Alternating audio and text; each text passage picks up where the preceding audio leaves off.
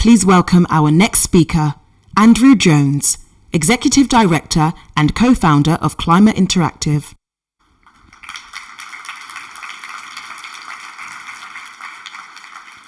All right, thank you very much.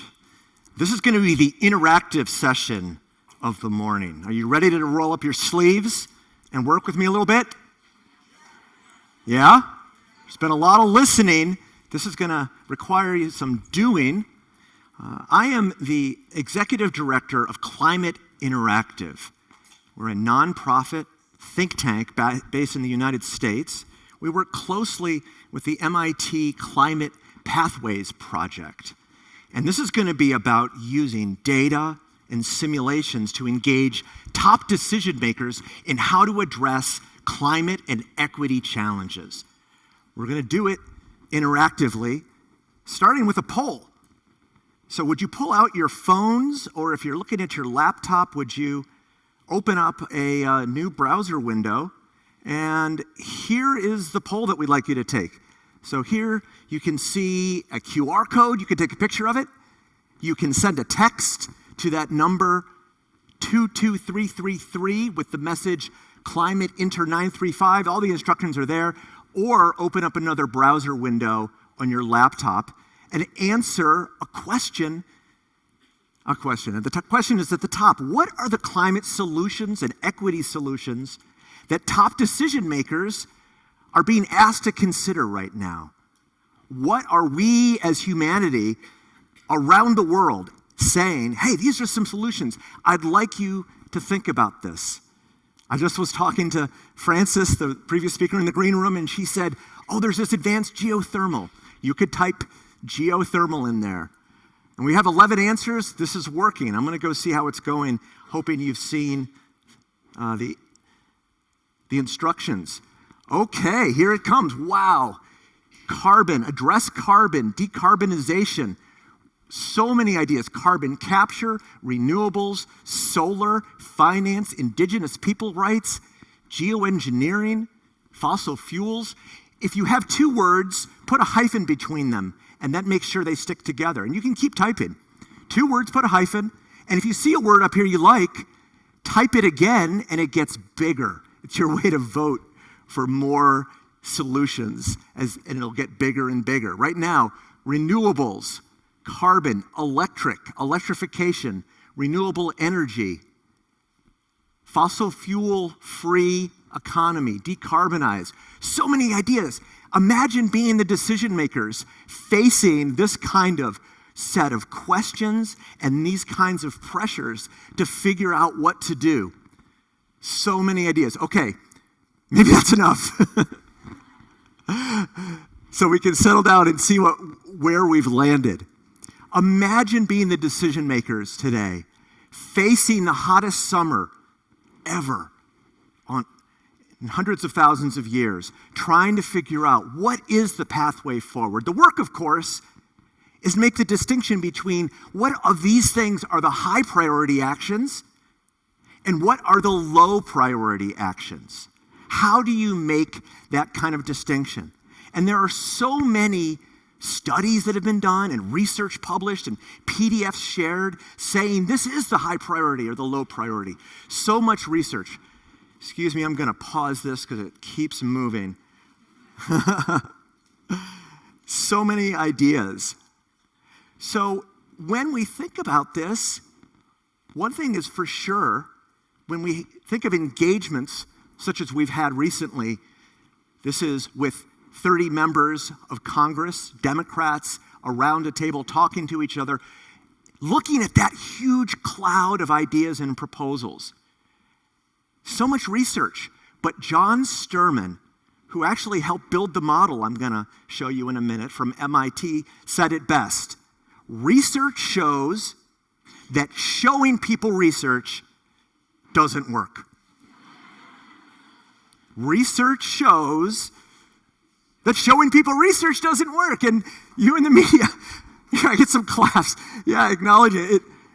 Sad but true. Otherwise, we'd be on track 40 years ago with all the work that's been done to figure out what are the high leverage actions that are needed. What does work for decision makers actually changing their minds in actionable directions of things they can do is people learning on their own terms.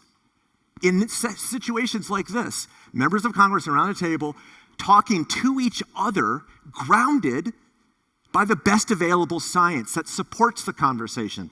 It isn't a PowerPoint from me saying, here's what we need to do, because that gets so quickly and easily rejected. And it needs to be inclusive of all the viewpoints. In this case, inclusive in the kind of thing that a leading Republican in the House of Representatives, Representative John Curtis from Utah, would want to spend an hour and a half at the Aspen Institute with me playing with all the things that he is proposing to address the climate challenge. So, if we know they need to learn on their own terms, how would you set up situations that could actually help? Well, our approach at Climate Interactive with our team and our partners, our collaborators over at MIT, is to build an interactive simulation that differs from most that are out there. It differs primarily because it is so incredibly fast. So if you tested something in the model, things change because that's what people need to see for ideas to sink in. And you also would need to calibrate it to the best available science. There's integrated assessment models in the International Energy Agency scenarios that we've tested against. And then when you don't believe the assumptions, well, why not just make them transparent and changeable? So if you think that permafrost is going to be released at a faster rate, well, test a world with that assumption changed. Transparent, accessible, open source as much as we can, and then make all the equations totally shareable on the internet so that anybody can go look at any of the equations. So this is the approach that we've been taking, and what I want to do with you for the rest of our time is to have a kind of a microcosm of what those conversations have looked like with U.S. Congress, but frankly, with the 650,000 people around the world who are using this. But I'll tell you about that later. Okay, so I'm going to go back and remember what you were proposing and think of it like perhaps that's what the kind of things that the Congress people were suggesting. So remembering that list, I have to say the first thing that happens isn't what I want, which is, okay, let's talk about solutions.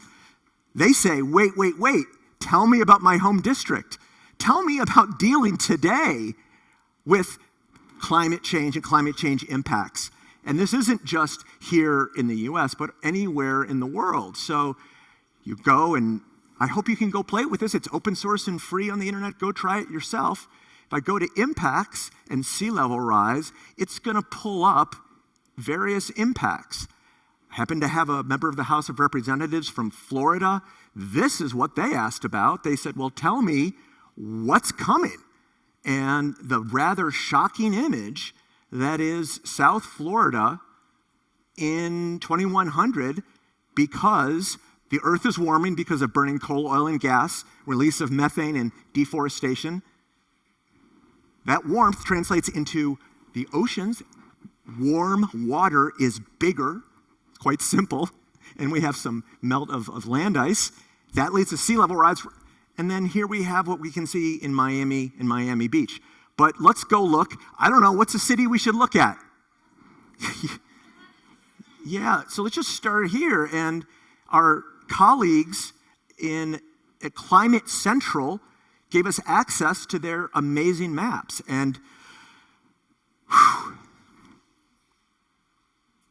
the blue areas are at risk to sea level rise out in 2100. We could, of course, can look at any decade. We can look at various assumptions, but this is some of the reality of what we face of here's what's coming.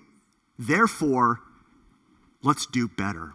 Let's do better than this and think about what can be done to meet the goals of the United Nations to limit warming to well below 2 degrees with an effort to get down to 1.5 and make a much better future than this kind of sea level rise. All right, so that's what we're going to do together. We're going to test various things that you just proposed in the context of this baseline. And in this baseline, where do we get our energy? You can see here, From 2000 to 2100, the brown area is coal, much of it in China. Natural gas, most of it, or the largest share of it, produced by my country. United States, we are the largest producer of oil and gas in the world. There's gas in blue, there's oil in red, and then here in green is the expanding wedge of wind and solar. The best news that we have, frankly, in preventing future climate change is the remarkable growth of the clean energy revolution. Bioenergy is in pink, and then on top of it is nuclear. This is in that future, if we add in methane, other gases such as F gases and nitrous oxide, that gives us this total greenhouse gas emissions. And this is a fairly conservative, if the world doesn't take radical action, future. That emissions go up. We see the COVID blip, but they continue up and they continue to, and then flatten over time. So I'm going to go back and look and see, what did you propose? And back with your suggestions,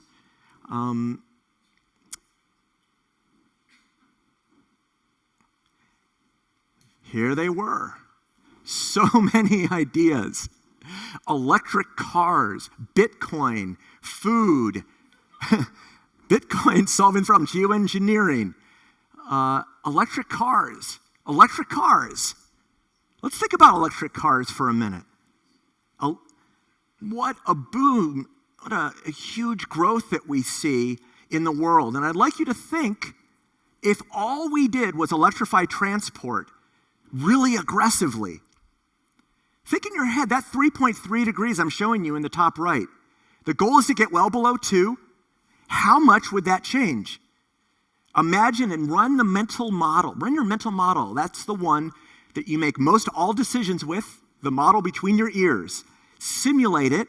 If all we did was crank up electrification in transport, what I'd like you to do is to call out or hold up fingers for how many tenths of a degree you think we would decrease temperature. If it went down from 3.3 to 3.2, hold up one finger, that's 0.1. 0.2 would take us down to 3.1. Hold up 3 if it's all the way down to 3 degrees. If you think it's a full degree, 3.3 goes to 2.3. Hold up 10. That would be 10 tenths. So hold up hands or call it out. 10 tenths.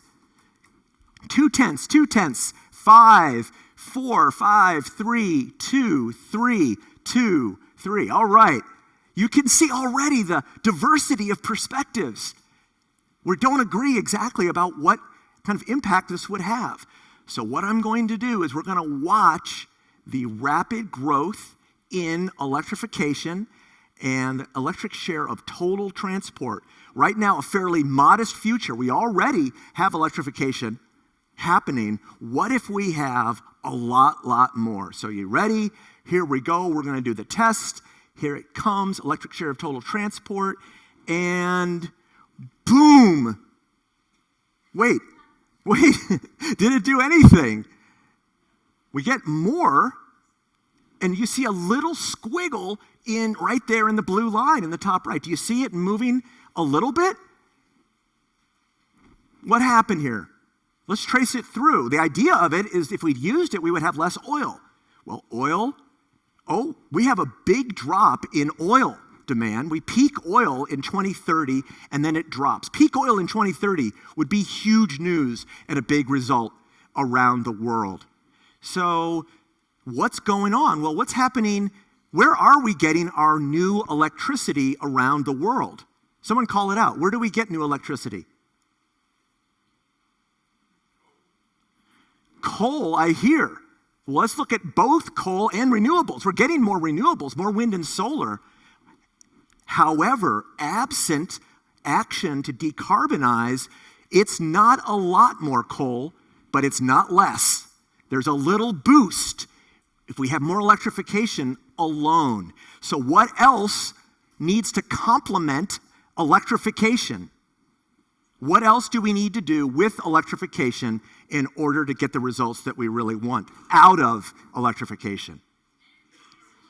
Absolutely. If we have more coal, we follow the trends and actively see, can we reduce new coal infrastructure, which there's some hints that we could be on this kind of future. Watch what happens here.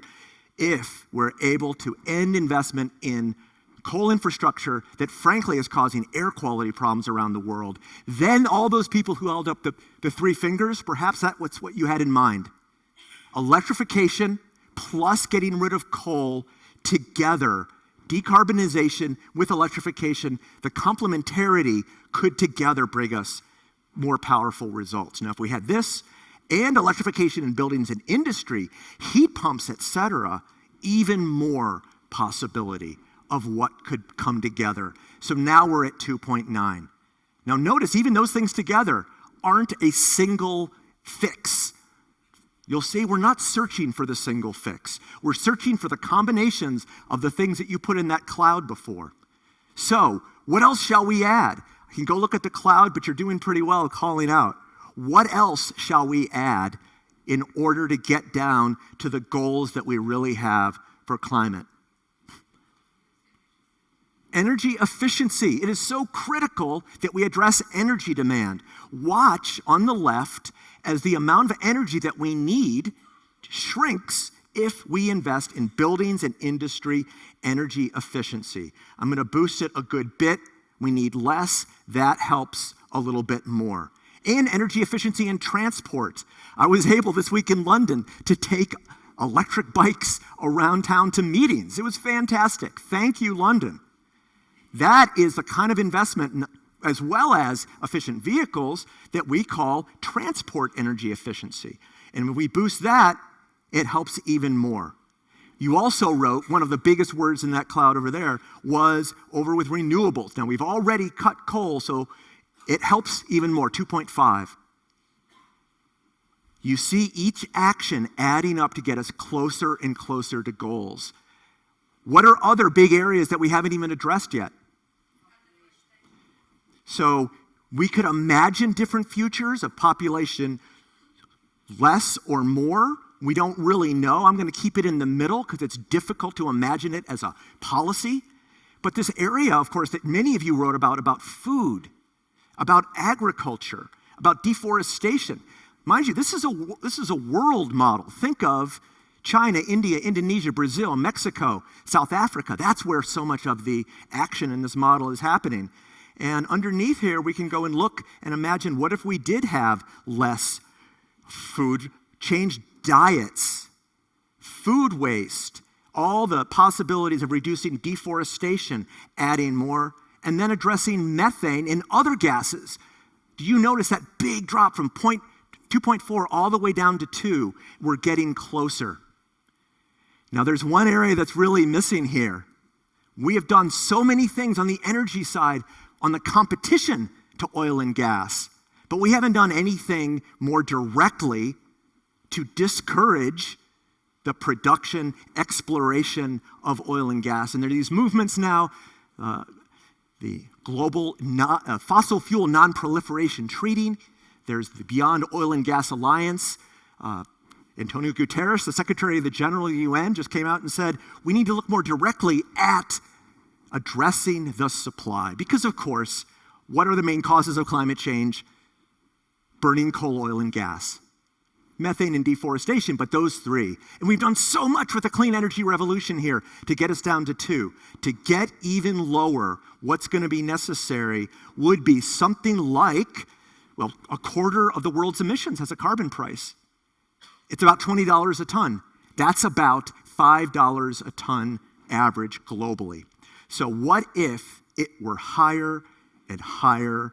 These are the sorts of actions when we address coal, oil, and gas that we can get all the way down to well below 2 degrees to 1.7.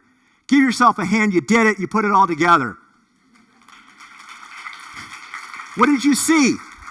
There's no one thing we're searching for. Stop fighting with each other about the one big thing. There's no one big thing. It takes many seeds to plant this garden. Many seeds at many different levels, from community to business to province to state to national to international. Around the world and in many different sectors of our economy. And it's still possible. it is still possible to bend that curve towards scenarios that create much better futures for the climate. It's not going to be easy. It's going to be worth it. Are you with me?